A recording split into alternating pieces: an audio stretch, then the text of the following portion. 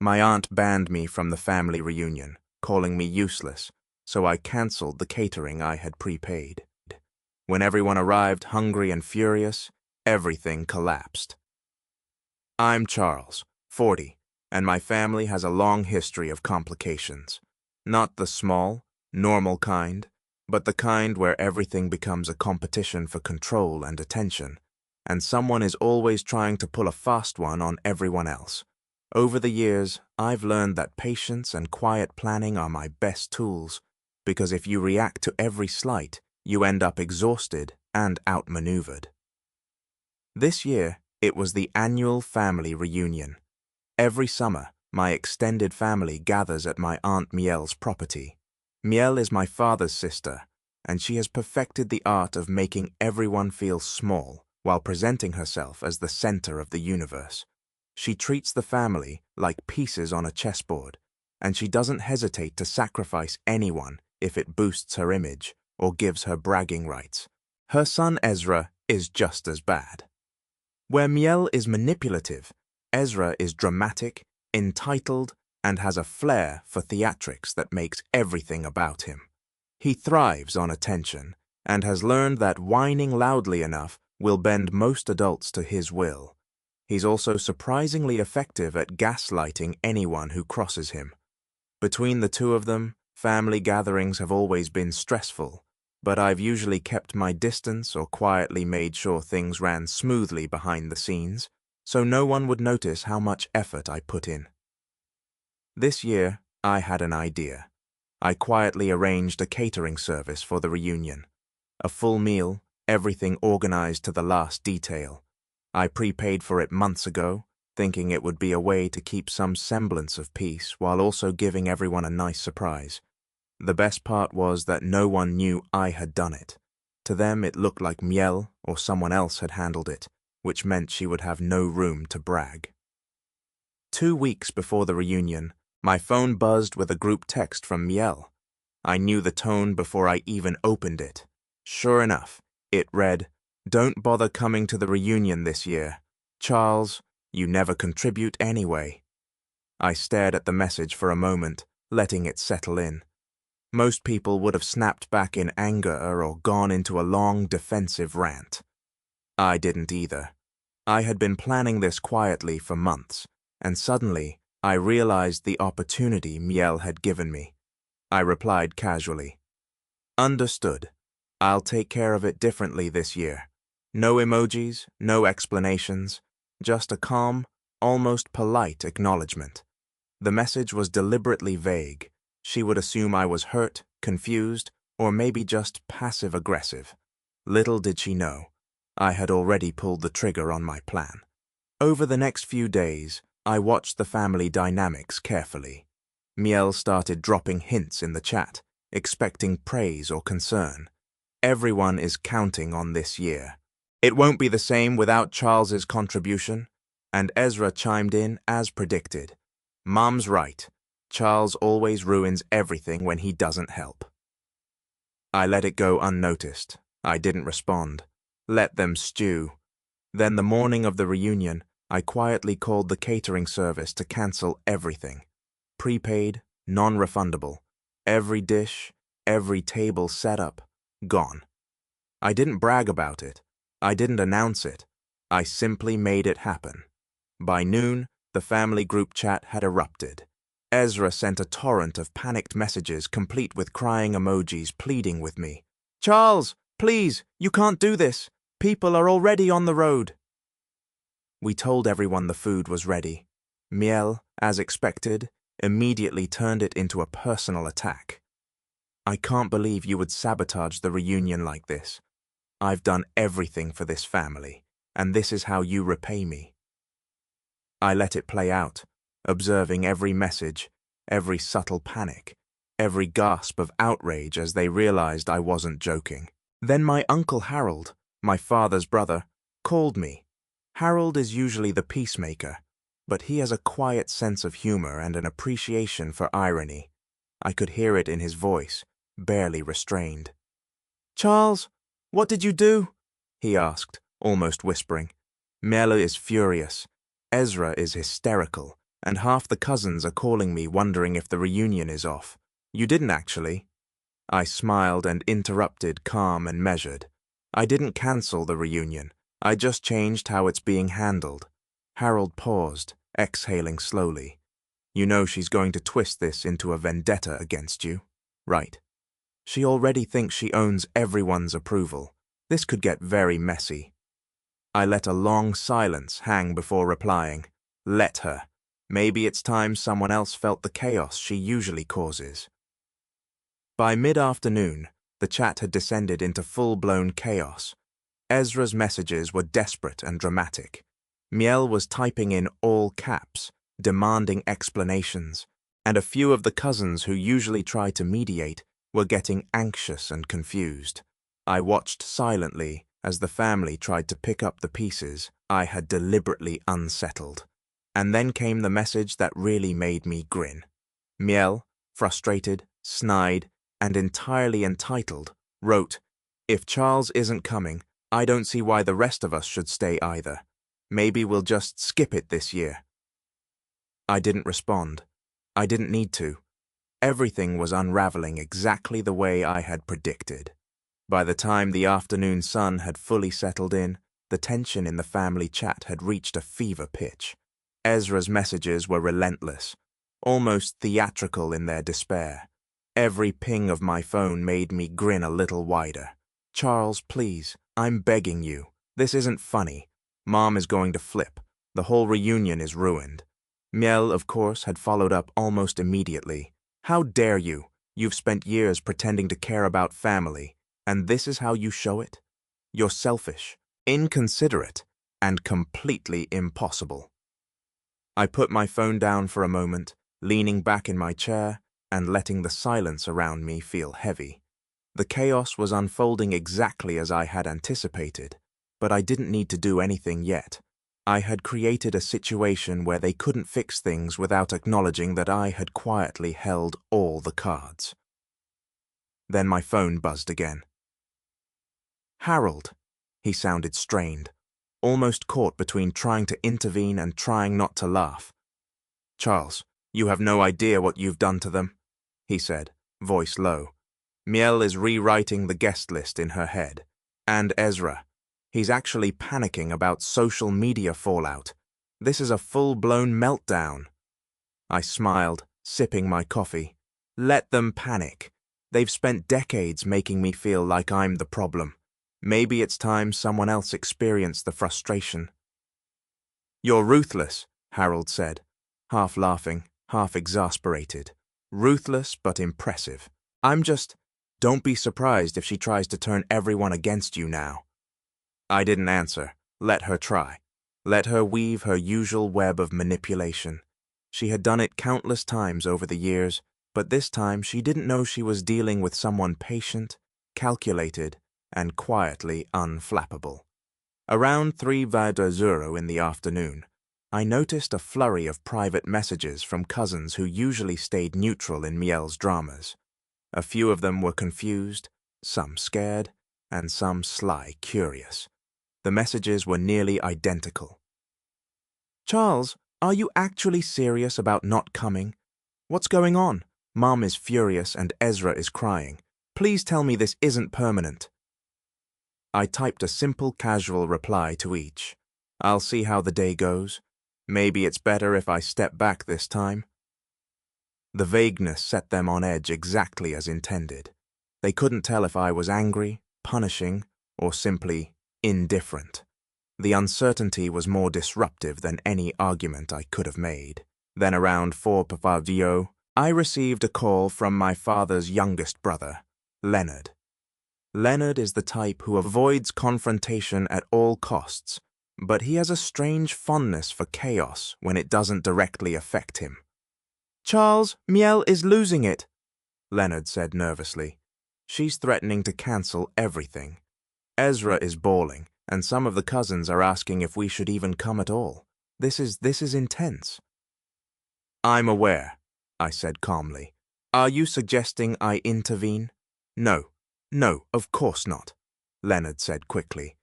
"I mean, you could, but honestly, watching her panic is enlightening." I chuckled softly. Leonard understood exactly what I was doing without me having to explain. By 5 hours, the real storm had begun. Miel called the group chat again, this time to try to organize a damage control meeting via video call.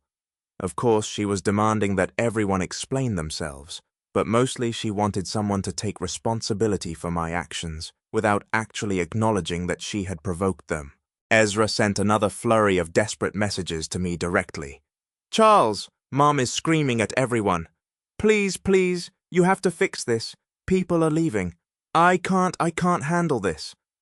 I didn't reply. I let the panic simmer. Every minute I stayed silent.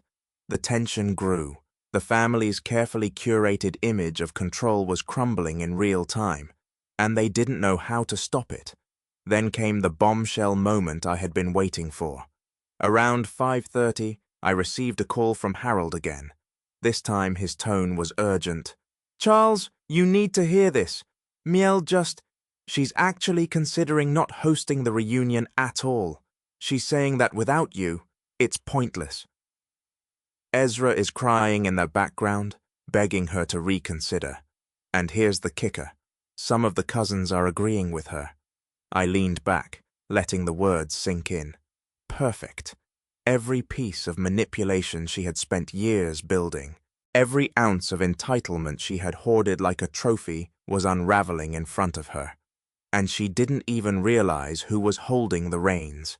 "Are you telling me she's blaming me for everything?" I asked, trying to sound concerned.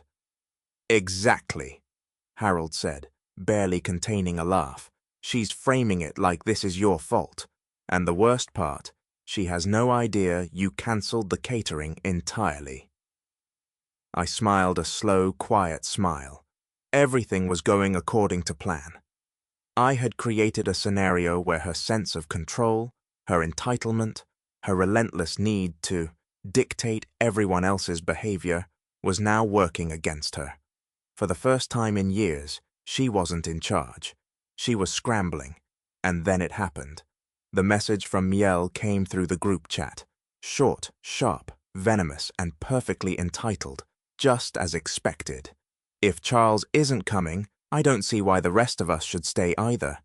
Maybe we'll just skip it this year."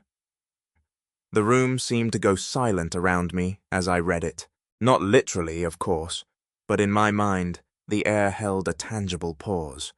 Every one of them, Miel, Ezra, and even some of the cousins who usually tried to mediate, had underestimated me.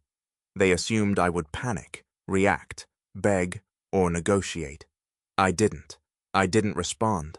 I didn't need to.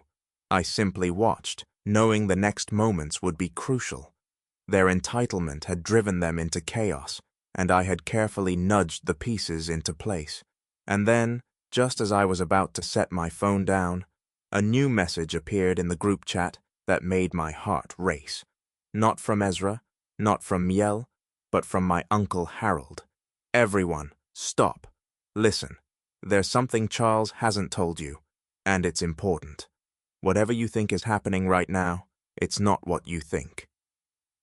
I sat there letting the words sink in. The tension was thick. The entire family had been running on assumptions, entitlement, and panic for hours. And now Harold had dropped a bombshell that could completely change the game. I sat back in my chair, feeling the weight of the day settle around me. The house was quiet, the hum of the air conditioner the only background noise, but my phone kept buzzing like a heartbeat I could control. Every notification was a small victory. Every frantic message from Miel or Ezra felt like confirmation that my plan was working perfectly. By late afternoon, Miel had escalated from passive-aggressive texts to full-blown demands in the family chat. She had started tagging cousins, trying to rally support. Everyone listened to me. "Charles clearly doesn't care about this family. If we're going to have a reunion, it won't happen without him actually contributing. I will not accept this disrespect." Ezra naturally followed up with a series of dramatic messages, some begging, some pleading, and some borderline hysterical. "Mom is right. Charles is ruining everything. People are driving for hours, and now there's nothing. How can he do this? This is our special day." And then the subtle cracks began to show. A few of the cousins, the ones who usually deferred to Mayel's theatrics, started questioning things. Short, hesitant messages. Wait, Charles prepaid for the food. Didn't he say he was handling it? Maybe this isn't entirely his fault. Mum is overreacting again, isn't she? I could feel the shift starting. The panic and entitlement were still there, but doubt was seeping in.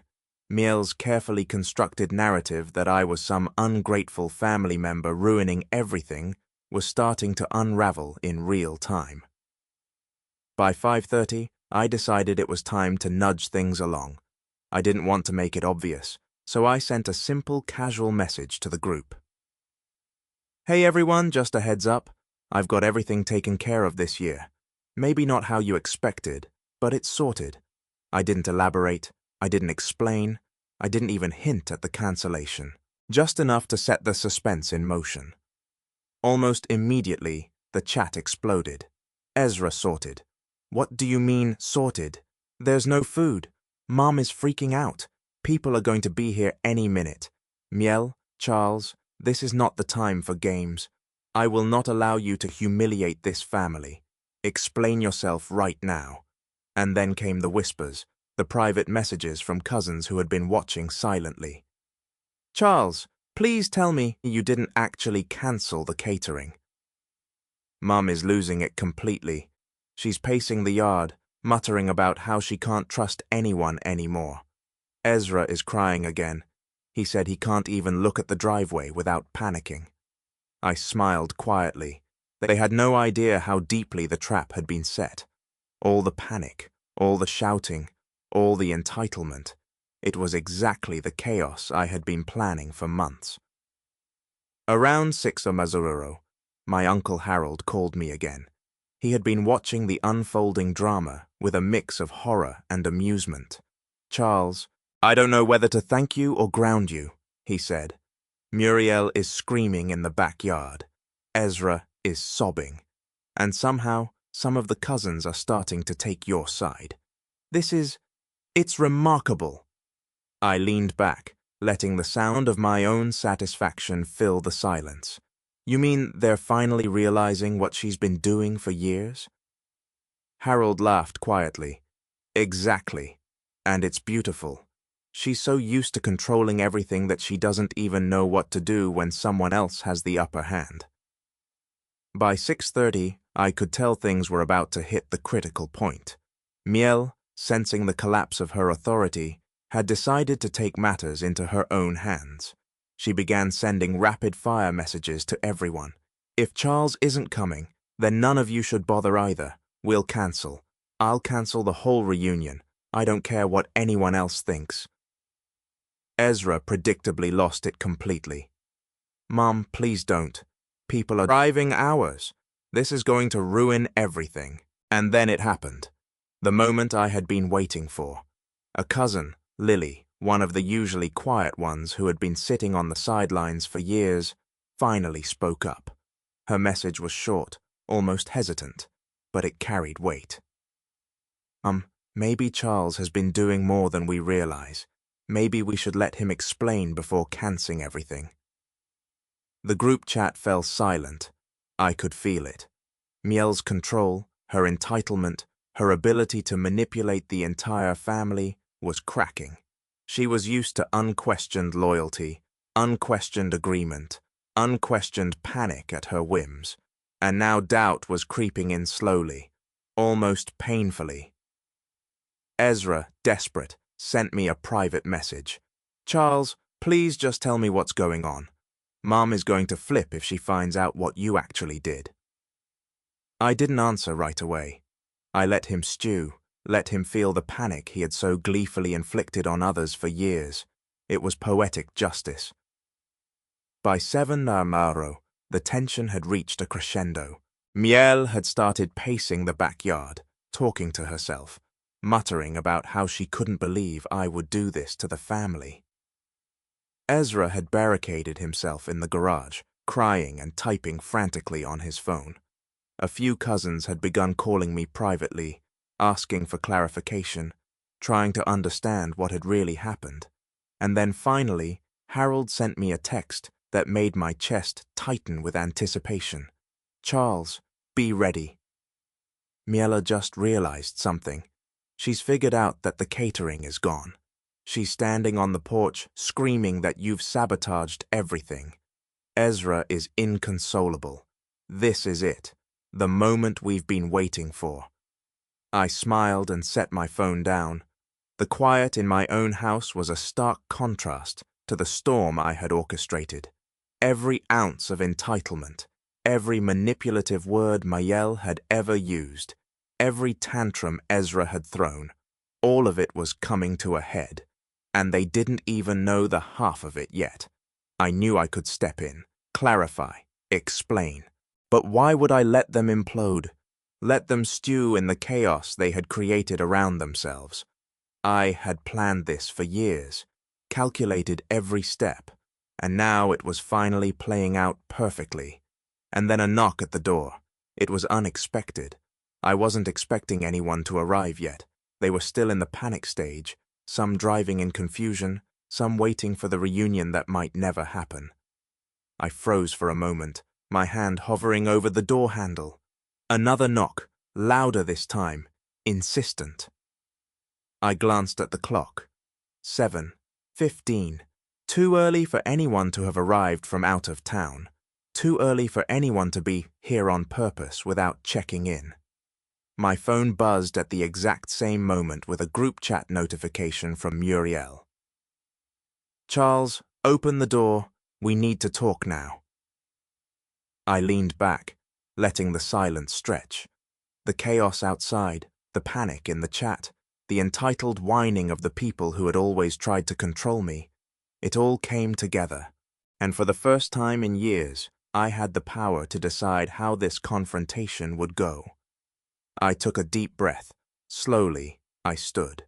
Slowly, I walked to the door, and as I reached for the handle, I knew this was the moment where the family would finally see just how much I had controlled the situation, how carefully every move had been made, and how utterly unprepared they were for what came next.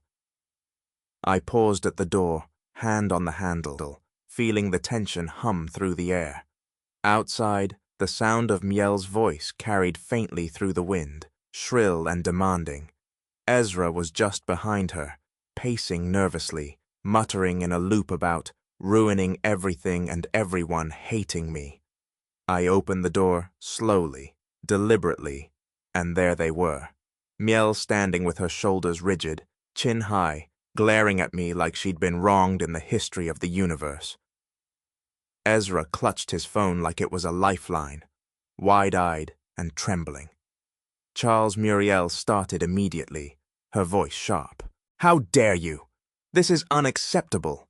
Do you have any idea what you've done?" I leaned casually against the doorframe, letting her rant wash over me without interruption. I had learned years ago that the moment I reacted, the power shifted. Silence and calm were my allies. "What exactly are you talking about?" I asked finally in a tone that was calm, almost lazy. "The reunion, the food, the family drama? Which part?" Miel froze for a second. Her mouth opened, then closed, then opened again. I could see the panic flicker behind her carefully constructed mask of entitlement. "You don't pretend you don't know," she snapped. "You canceled everything, the catering. You've ruined the reunion. Everyone is upset. People are driving hours for nothing. You." "I prepaid it," I said, cutting her off smoothly, letting the words hang like a weight she couldn't bear. "All of it, every dish, every table, fully covered, just not how you expected." The color drained from her face. Ezra let out a small gasp, and for the first time, I could see the realization dawn on both of them. They had assumed that I was careless, that I would panic, that I would be at their mercy. They had no idea I had been quietly in control all along. "Why? What do you mean?" "Not how we expected," Miel stammered, her voice losing its usual edge. "Charles, This isn't funny. It's not funny, I said slowly. It's just organized differently. You've spent years manipulating everyone, controlling every gathering, every conversation, every small detail, trying to make yourself the center of attention. And now, for once, you don't get to decide how things happen. Her eyes narrowed, shifting from outrage to confusion to a flicker of fear. You think this is some kind of power play? Call it what you want, I replied. I call it balance. You've spent decades deciding who contributes, who matters, and who doesn't. This time I decided. Ezra stumbled back a step, still clutching his phone. Mum, he can't. He can't do that. He can't just ruin everything. You realize, I said calmly, looking at both of them, that nothing is ruined. Everything is exactly how I intended. People are coming. The food is covered. Everyone is taken care of. But you? I let the pause stretch, watching Miel and Ezra squirm. You're panicking, because for once you're not in control. Miel opened her mouth to argue, but no words came out. Her entitlement had always been her shield, her weapon, and now it was useless. Every manipulation, every calculated word she had used for years to dominate the family was ineffective. Ezra's lower lip trembled, and I could see him realizing that his dramatics, his theatrics, had failed to bend me. He had assumed that panic, crying, and pleading would work. It hadn't. And the rest of the family? Miel demanded, her voice shaking slightly now. They're there siding with you. I shrugged casually, as if it didn't matter. Some of them are finally seeing things clearly. They're realizing the chaos you create, the pressure you put on everyone else, the way you've run everything like a dictatorship. For once, they don't have to. Her mouth opened again, but the words seemed to get stuck in her throat. I could see the wheels turning. Her carefully built image of control, her reputation as the family center of gravity was slipping through her fingers. Ezra, desperate, blurted out, Mum, we can't let him do this. People will think we're crazy. He's manipulating us, and you're just realizing it now. I said, letting the words land like a hammer. You've been doing this to everyone for years, and now it's happening to you. Miel's face was red, her hands trembling slightly, and I knew she was on the brink of losing it entirely.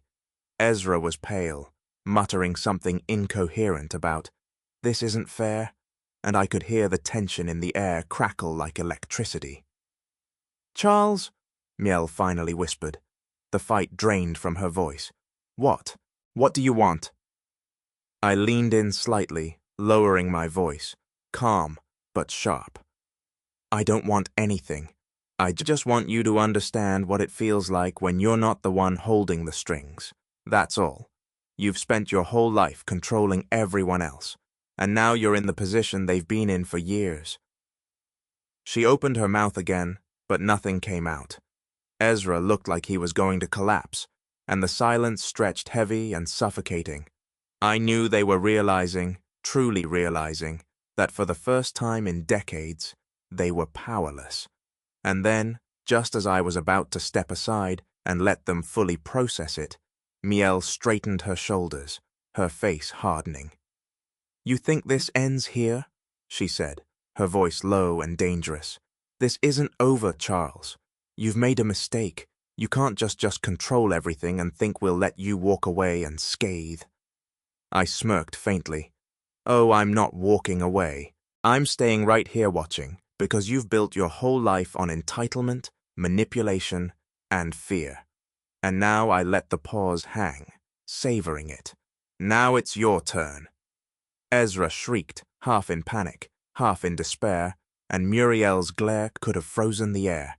The family's delicate equilibrium had shattered, and I had set the stage perfectly. They had no idea how far this was going to go, and that's when the next part of the storm arrived.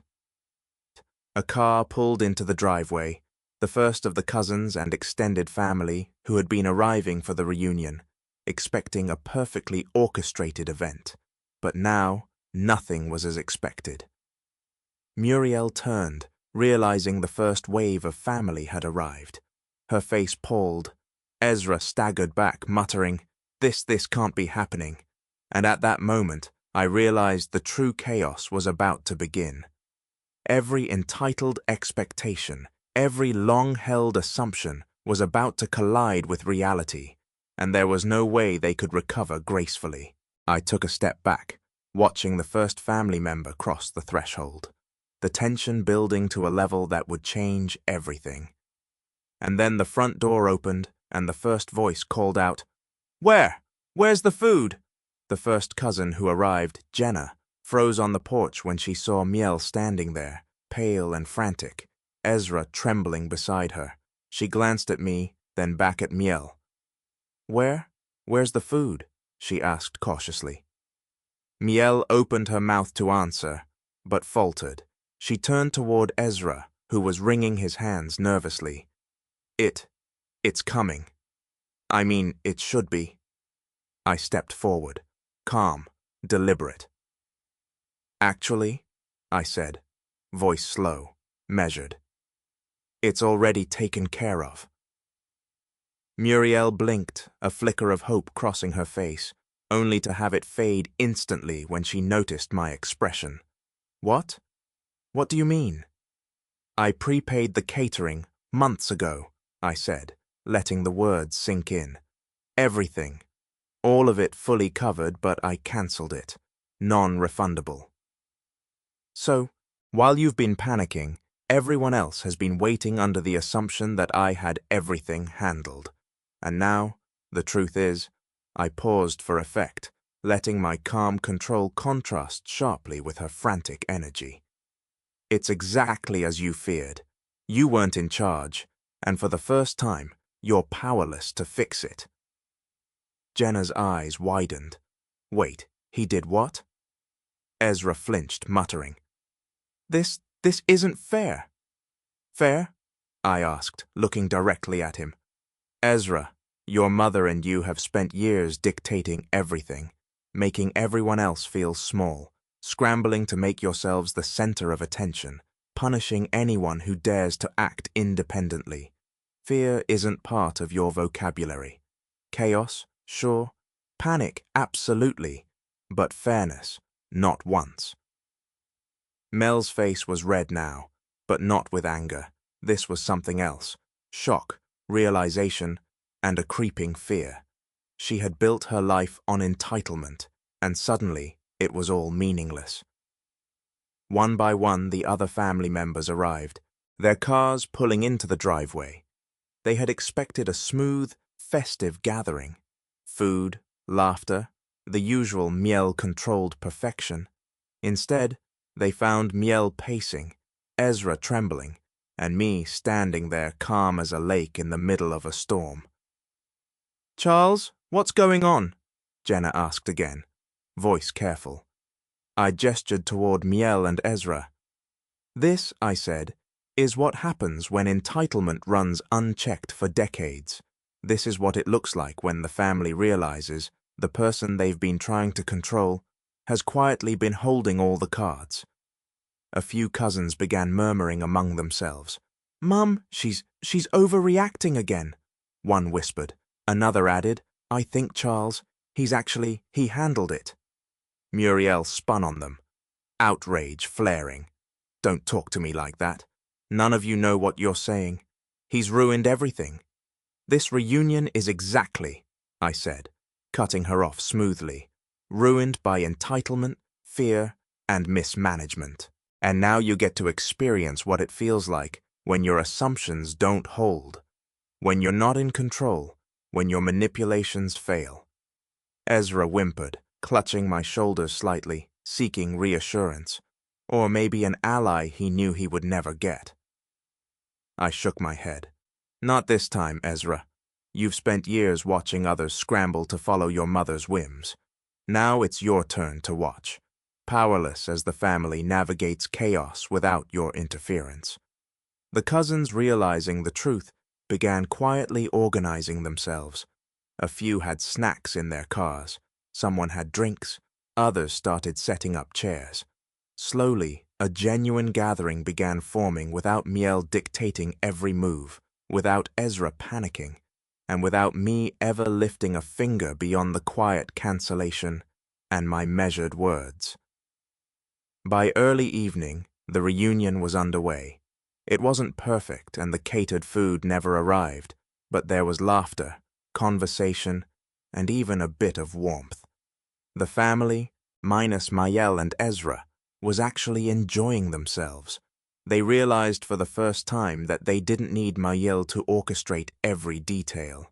As for Mayel and Ezra, they were in disarray. Miel sat on the porch, arms crossed, glaring at the gathering she had thought would be her stage. Ezra wandered the lawn, muttering complaints, flinching at every burst of laughter from the cousins. Their entitlement had not only failed them, they were humiliated in front of the entire family. Later that night, I spoke to Harold privately. "You were right," he said, shaking his head with a wry smile. "They have no idea how far ahead you were. This was perfect." I nodded. Sometimes the best revenge isn't shouting or confrontation. It's letting them implode under the weight of their own entitlement, while you quietly set the pieces in motion. By the time everyone left, Miel and Ezra were exhausted, defeated, and visibly shaken. They realized that their manipulation, their constant need to control, and their dramatics could no longer dictate how the family operated.